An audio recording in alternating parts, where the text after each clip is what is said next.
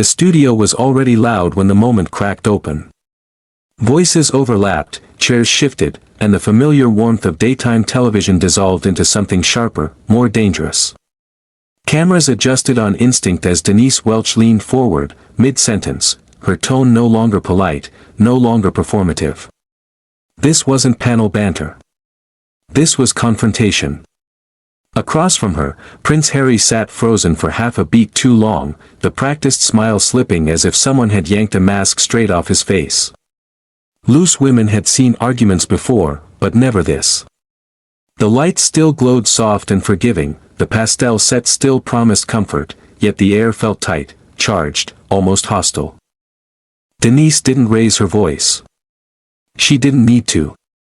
One line landed with the force of a slap, cutting clean through titles, trauma narratives, and royal insulation. It wasn't cruel. It was direct.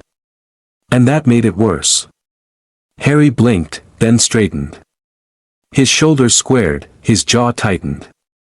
You could almost see the mental gears spinning, searching for the safe response, the rehearsed answer, the familiar shield of grievance and deflection. But the room wasn't giving him space. This wasn't a glossy American studio or a sympathetic interviewer nodding along. This was a table of women who spoke for the public, not power. A producer's voice murmured faintly through an earpiece. A camera angle changed too quickly. Someone off-screen gestured, urgent, unseen. Harry tried to interject, but the words came out clipped, defensive, stripped of the calm authority he usually carried. For the first time in a long time, he wasn't steering the narrative. He was reacting to it, visibly, uncomfortably, in front of millions who were no longer inclined to indulge him. Denise held his gaze, unflinching. There was no hostility there, just resolve. The kind that comes from lived experience, not inherited status. The audience could feel it, even through the screen. This wasn't about monarchy versus media. It was about accountability colliding with entitlement in real time. Then, abruptly, the rhythm broke. A pause stretched longer than it should have. The conversation stalled, suspended in a silence that felt edited before it even happened.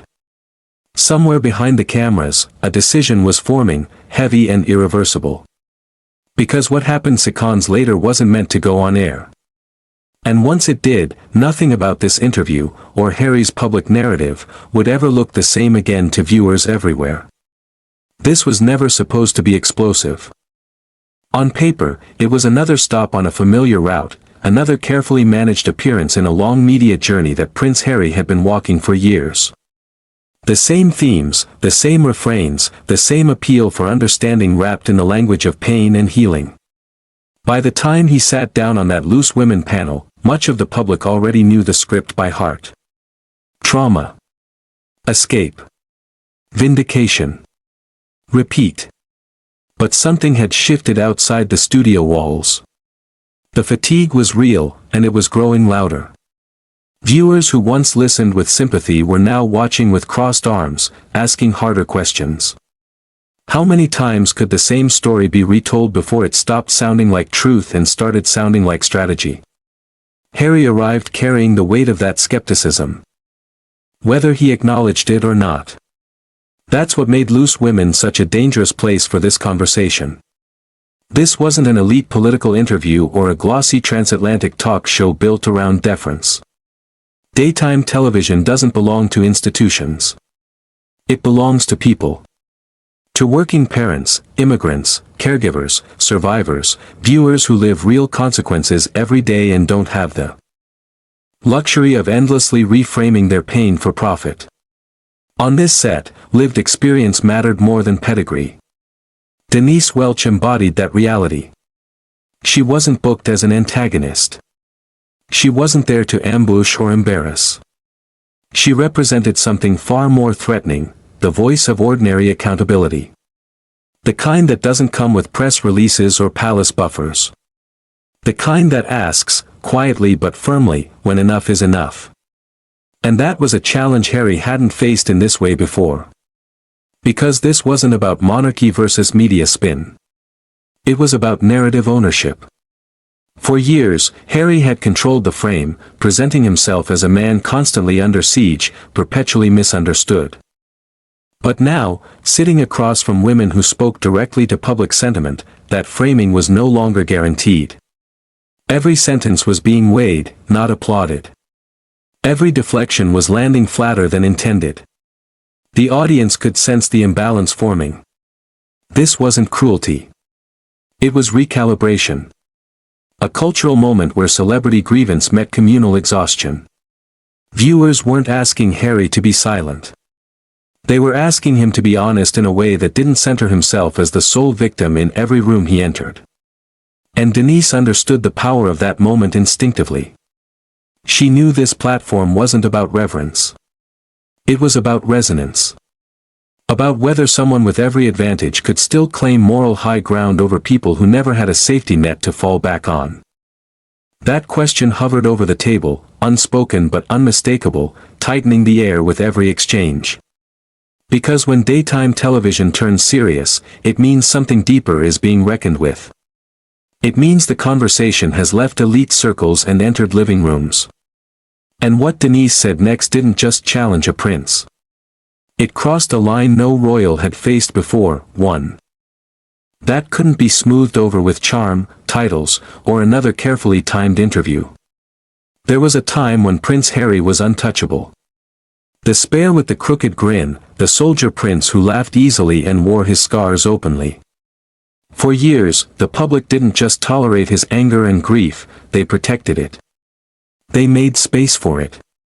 When he spoke about loss, about trauma, about feeling trapped inside an institution that never taught him how to heal, people listened. Many even saw themselves in him. But empathy has a shelf life, and over time, something began to sour. The interviews kept coming. Then the specials. Then the documentaries. Each appearance promised revelation. And each delivered a familiar pattern. New wounds were opened, old ones reframed, and responsibility was always placed somewhere else. The monarchy. The media. The system. The pressure. The expectations. What started as vulnerability slowly hardened into repetition, and repetition into suspicion. Viewers began to feel less like witnesses and more like an audience being worked. The Netflix series marked a turning point.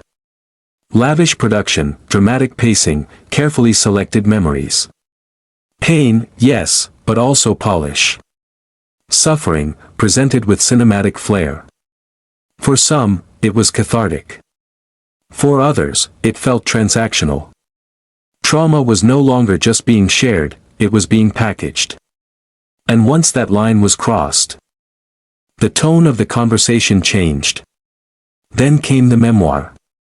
Page after page of grievance, confession, and score settling. The intimate sat side by side with the petty. Deep emotional wounds competed for attention with trivial slights. Instead of closure, there was escalation. Instead of reflection, there was resentment. Readers who expected growth found themselves asking why every chapter still seemed to circle the same axis, Harry versus the world. Public sympathy began to thin, not because people stopped believing in pain, but because they started questioning posture. Harry wasn't speaking from the margins. He was speaking from global platforms, backed by wealth, lawyers, and media deals most people could never imagine. And yet the language remained that of persecution. Of being silenced. Of being hunted. The contradiction was impossible to ignore. Subtle cues didn't help. The tight smiles when challenged. The defensiveness masked as calm. The way criticism was framed as cruelty rather than curiosity. In interviews, Harry often spoke about accountability, but rarely seemed to invite it for himself. He demanded understanding, but bristled when others offered perspective instead of applause. It created an imbalance that grew harder to excuse. For immigrant families, working-class viewers, and people who had endured real systemic hardship without microphones or memoirs, that imbalance felt personal. Many had suffered quietly, invisibly, without the safety net of privilege or the promise of being believed by default. Watching a prince claim the language of oppression while living in unimaginable comfort didn't just feel ironic. It felt offensive. This was the descent no one had expected. Not a fall from grace in one dramatic moment, but a slow erosion of trust. Harry didn't become a villain overnight. He became something more complicated and, in some ways, more frustrating. A man who spoke the language of healing while refusing to release his grip on grievance. A figure who demanded endless empathy while offering little in return. By the time he arrived on Loose Women, this history sat heavily in the room, even if no one named it out loud. Every answer carried the weight of past interviews. Every deflection echoed older ones. Denise Welch didn't need a dossier or a strategy. She only needed to listen. Because after years in the public eye, Harry's patterns were clear. His contradictions were visible. And Denise Welch knew every single weak spot. Denise Welch didn't arrive on that studio set with cameras waiting to frame her. She arrived with a lifetime of surviving, fighting, and speaking her truth in a world that often refused to listen. She had endured battles most people would never guess existed behind the soft smile on daytime television: addiction, heartbreak, public scrutiny, and mental health struggles that threatened to define her life. And yet she had walked through them with resilience, with honesty, with an unshakable commitment to emerge not bitter, but unbroken. Audiences knew her for her candor. They trusted her because she didn't speak in rehearsed platitudes or polished sound bites. When she challenged someone, it wasn't for spectacle. It was because she saw the gap between words and action, between claim and reality. That instinct for calling out hypocrisy had made her both admired and feared in media circles. And now, on Loose Women, it made her a force no rehearsed talking point could contain. Her history mattered. Denise had lived in spaces where privilege and influence were absent, where people had to rely on grit, honesty, and moral clarity to survive. That perspective gave her a kind of authority that cameras could never manufacture. She had the courage to speak truths others avoided, not for applause, but because silence would have been betrayal, to herself. And to anyone watching who had ever been silenced. This wasn't a battle of equals. One side had the wealth of global attention, a lifetime of titles, and armies of advisors. The other side had experience, authenticity, and the courage to refuse deference. Denise understood that power didn't always reside in the microphone or the pedigree, it sometimes resided in moral clarity, in being willing to ask the hard questions and hold someone accountable without flinching. By the time Harry sat across from her, she had already read the room, understood the audience, and mapped the contours of his defensiveness. She didn't need to raise her voice. She didn't need theatrics. She only needed to stay present, grounded, and relentless. Every word, every glance, every carefully measured pause carried weight, because for viewers tired of carefully curated celebrity narratives, authenticity was a rare currency. Denise's life had been a series of confrontations, some personal, some public, but she had learned to turn each into a lesson. Her strength wasn't in aggression. It was in composure. In the quiet authority of someone who had faced real adversity and come through it intact. That authority made her both relatable and formidable, a hero not because she wore armor, but because she had earned the right to speak truth to power. And as she settled into her chair, eyes steady on Harry, the tension was palpable. She wasn't there to attack. She wasn't there for spectacle. She was there to confront reality, to let honesty, integrity, and lived experience carry the weight of the moment. Every viewer watching from home felt it, the calm before the storm, the anticipation of reckoning that had been building long before the cameras even rolled. Because when the hero arrives fully formed, armed with truth instead of entitlement, the stage is set. And no one, not even a prince, could predict how it would unfold. The cameras rolled, but the room no longer felt like a studio. It felt like a courtroom, a battlefield, a place where words had consequences beyond the comfort of editing or sound bites.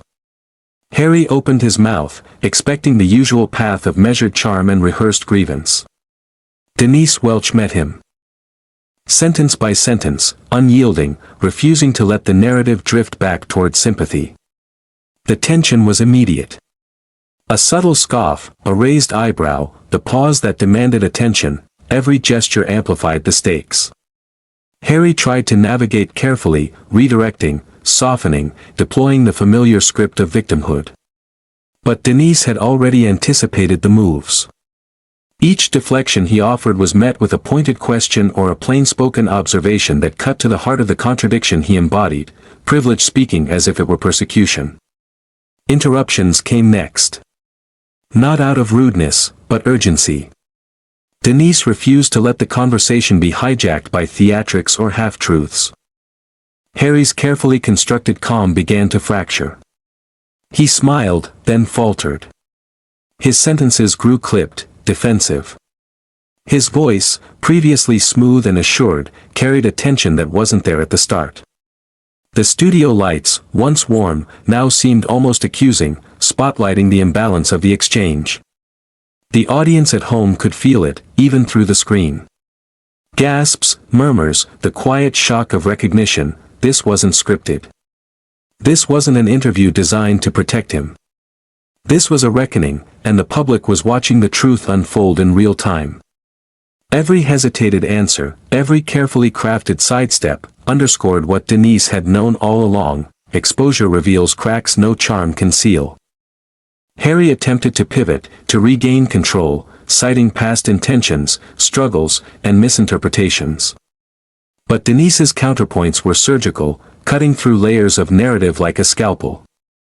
Her language was simple, clear, grounded in reality that the audience understood instinctively. Suffering exists, yes, but not all suffering is equal, and not every story deserves the pedestal it demands. The pace accelerated. Voices rose, but not in shouting. In the escalation, tension built so thick it could almost be felt pressing against the screen. The rhythm of interruptions, rebuttals, and pointed clarifications created a cinematic tension, the kind of suspense that keeps viewers leaning in, hearts racing, wondering what would break next. And then, just as the audience thought the storm might crest with another deflection, Denise delivered a line so precise it paused the room.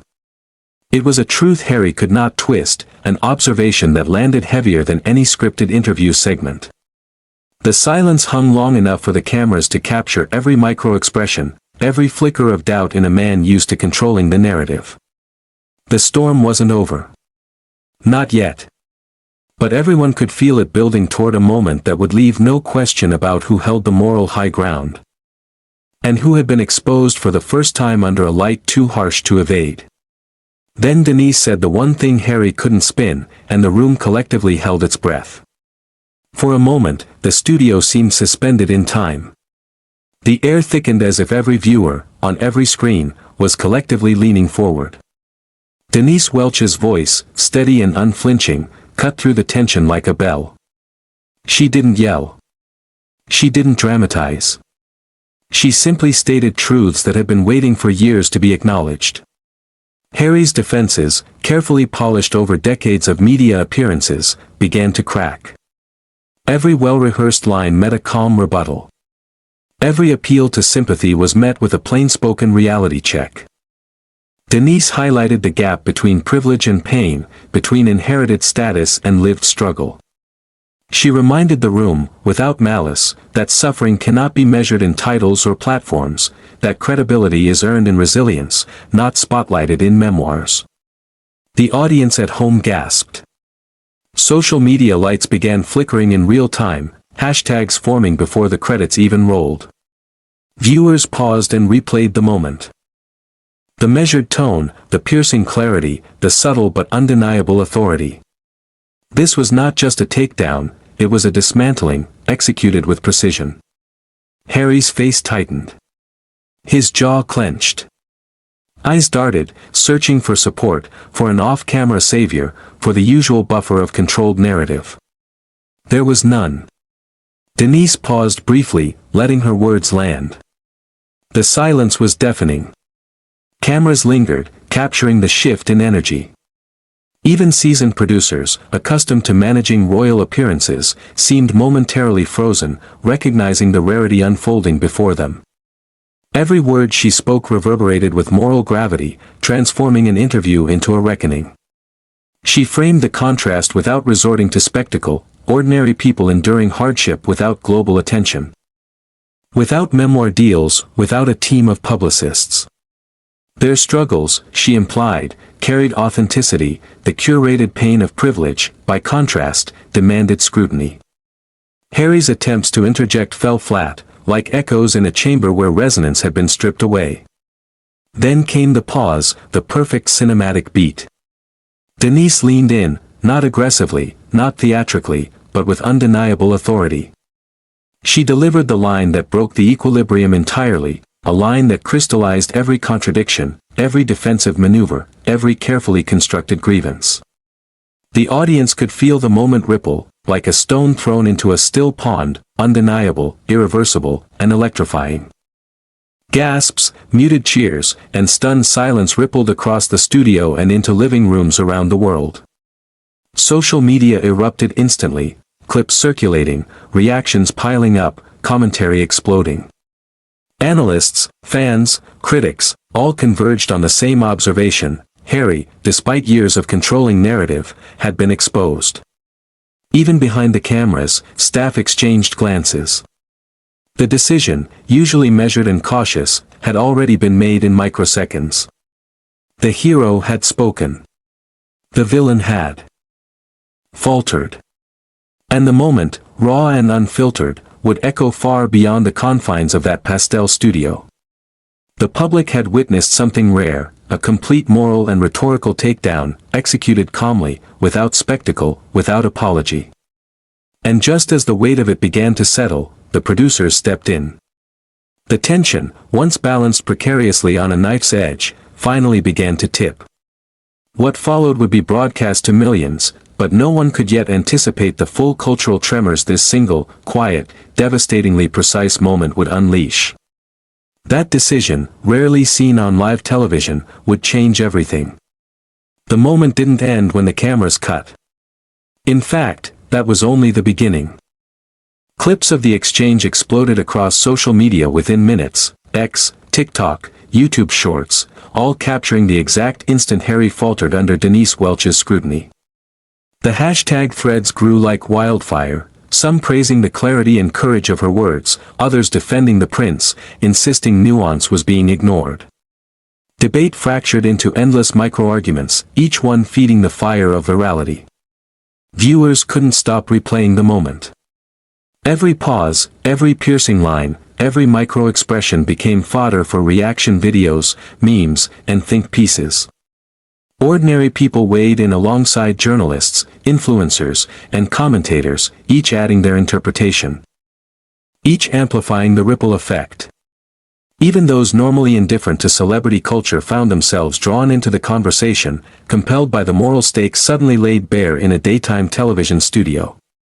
News outlets scrambled to contextualize. Headlines oscillated between shock, analysis, and moral judgment. International coverage amplified the story, turning a domestic broadcast into a global moment. Analysts dissected body language, word choice, and tone. The contrast was impossible to ignore, one side steeped in lived experience, the other in inherited status, trying, and failing, to maintain narrative control. The discussion transcended the studio entirely. Podcasts debated whether the prince's grievances had crossed into entitlement. Twitter threads examined the dynamics of privilege, trauma, and accountability. Video essays surfaced overnight, framing the confrontation as a cultural litmus test. Could authenticity defeat curated victimhood? Could ordinary integrity expose years of rehearsed narrative? For a moment, the studio lights felt like the epicenter of a worldwide debate. Even within royal commentary circles, the shockwaves were palpable. Courtiers and advisors began privately acknowledging the vulnerability of Harry's carefully managed persona. It wasn't just an embarrassing television moment, it was a fracture in a public image painstakingly constructed over years. The clash had punctured the aura of immunity, leaving a vulnerability rarely captured on camera. And yet, the most powerful resonance was among viewers themselves. Immigrant families, working-class audiences, and those long accustomed to being unheard recognized a form of validation, someone speaking truth to power without flinching. The applause wasn't in the studio, it was in living rooms, in shared posts, in whispered conversations. The moment had moved beyond spectacle, it had become symbolic. But while social media buzzed and commentators drafted endless analyses, a more subtle consequence had begun to take root. Reputation, once taken for granted, had been publicly questioned. Authority, assumed by birth and reinforced by platform, had been challenged by lived experience and moral clarity. And even as the clips continued to circulate, the realization settled in for audiences everywhere: the real impact of that confrontation wouldn't be felt online alone, it would echo far deeper, reshaping perceptions in ways that no PR strategy could ever repair. As the initial shockwaves faded, what remained was clarity. The spectacle of the confrontation had passed, but the lesson lingered. Power, status, and privilege could no longer shield someone from accountability. What viewers had witnessed was more than a clash between a royal figure and a television host, it was a microcosm of a larger truth: authenticity resonates where entitlement falters, and lived experience carries weight that titles cannot buy. Denise Welch had demonstrated that courage doesn't roar, it observes, it listens, and it speaks with precision. She had reminded audiences that honesty is not a weapon, but a mirror reflecting realities some would rather avoid. Ordinary people saw themselves in her calm authority, recognizing in her refusal to flinch a reflection of their own struggles, struggles endured without applause, without cameras, without wealth. In that resonance, empathy shifted toward admiration, and admiration toward collective affirmation. For Harry, the encounter marked a turning point. It was a moment where the narrative he had long controlled slipped through his fingers. Attempts to reframe or defend were no longer sufficient. The audience had seen the contradictions laid bare: privilege claiming victimhood, curated pain versus unvarnished experience, entitlement versus accountability. The lesson was unavoidable: words carry weight, and words devoid of accountability are hollow. Beyond the studio, the public conversation evolved. Social media commentary moved from spectacle to reflection. Analysts discussed the ethical dimensions of fame, trauma, and influence. Ordinary viewers debated not just the clash itself, but the values it revealed. In homes across the country, conversations turned to accountability, integrity, and the distinction between real struggle and performative grievance. The clash became symbolic of a cultural reckoning, a reminder that credibility is earned through authenticity, not assumed through inheritance. And yet, the moral resonance was personal as well as public. For those who had long felt unseen or unheard, the encounter was validation. It illustrated that one voice, grounded in truth and experience, could challenge centuries of assumption and reshape perception. In this confrontation, dignity had prevailed over arrogance, clarity over pretense, and courage over entitlement. The crescendo was quiet but unmistakable. The lesson extended beyond a single interview or viral clip: accountability is universal, and truth persists even under the weight of wealth and status. Audiences were left to reflect on their own values, their own engagement with power, and the ways in which society elevates some voices while dismissing others. In the end, the confrontation wasn't about humiliation. It was about justice, recognition, and the affirmation of lived experience. It was about the enduring power of authenticity to cut through privilege, to inspire reflection, and to leave an indelible mark on those willing to see, listen, and learn. The moment closed not with spectacle, but with a lesson: dignity cannot be borrowed, entitlement cannot command respect, and the truth, when spoken without fear, always carries its own weight. The cameras had stopped rolling, but the echoes of that day remained. Loose women had witnessed a confrontation that transcended television, a moment where authenticity collided with entitlement in front of millions. What had started as an ordinary interview became a cultural flashpoint. A reminder that power alone does not grant immunity from scrutiny, and that lived experience carries a resonance no title can replicate. Viewers were left reflecting on what they had just witnessed. The lessons were clear: honesty commands respect, accountability matters more than pedigree, and courage can emerge from unexpected places. Ordinary people, immigrants, and those long accustomed to being overlooked saw in Denise Welch's words a form of validation, a confirmation that speaking truth to power is not only possible but necessary.